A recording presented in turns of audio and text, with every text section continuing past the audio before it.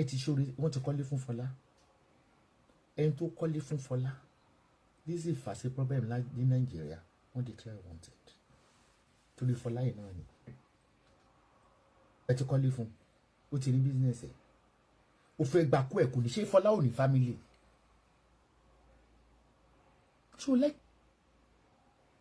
ṣó like bọ́n ṣe ń tọ́jú ẹ̀ mentally ṣó like ẹ̀ bí ọ̀rọ̀ bàbá Ìjẹ̀ṣà Ọlọ́run á jà fún because ẹ̀mí good fight nìyẹn tí àwọn Naira Marley ẹni tí wọ́n ní ẹni tí ó bá légbò ló mọ̀ pé gbòǹdùn dénú ó ní tí Ìyábọ̀ fi sọ̀rọ̀ tí mo dẹ̀ understand tó yẹ kéèyàn àgbàlagbà understand pé there is no smoke without fire okay bọ́ Fola yìí ṣóòrí tó ń ṣe fún Dọ̀kásì ni ṣé Dọ̀kásì rẹ jọ rí níjọ́ tó ti délé ayé lórí ọ̀rọ̀ Fola yìí náà ni ó ní nǹkan dẹ̀ tún sọ fún ẹ pé tí Fola bá kú o ẹ mú Ìyábọ̀ ẹ ń ṣọmọ Yorùbá ni ẹ máa sọ̀rọ̀ bẹ́ẹ̀ ṣùgbọ́n ẹni tó ń kó bẹ́ẹ̀ tó ń dẹ̀yàn sí ẹ Naira Marley ò gbọ́dọ̀ gbẹ bẹ́ẹ̀ o wọ́n gbọ́dọ̀ bá ti ẹ̀gẹ́ yẹn fífọ́ and Fola ń ṣọmọdé 42 years ó dẹ̀ ti fún ní irinṣẹ́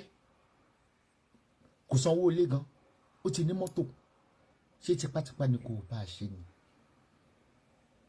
àwọn kọ́pù yẹn ni kò wo tí a bá dẹ̀ rí Priscilla kò lè sọ̀rọ̀ ẹnu ẹ̀ tán very shy girl ìyá ọmọ tí mo tún wá sọ lẹ̀ ni pé ṣé omi tó ń pè ní Dọ̀kásì Adéyínká aṣọ TMS òun ni àwọn fans ẹ̀ wọ́n dáwó wọ́n kọ́ ilé alájà ọmọ yẹn lọ sí Nàìjíríà báyìí wọ́n gbé lọ Kùjẹ́ ni nítorí ẹ̀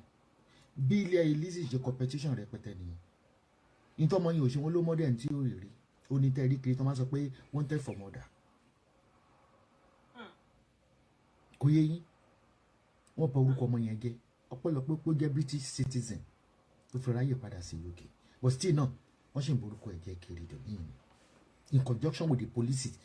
tí Lizzy ń lò on declare wanted because of Fola rántí pé èmi ò ní bàbá mi ìníyà ẹbí ò fún mi ń kọ́bọ̀ rẹ̀ mo jàjà yẹn mo dẹ̀ ṣẹ́gun at last kí Fola lọ tọ́jú àwọn ọmọ ẹ̀.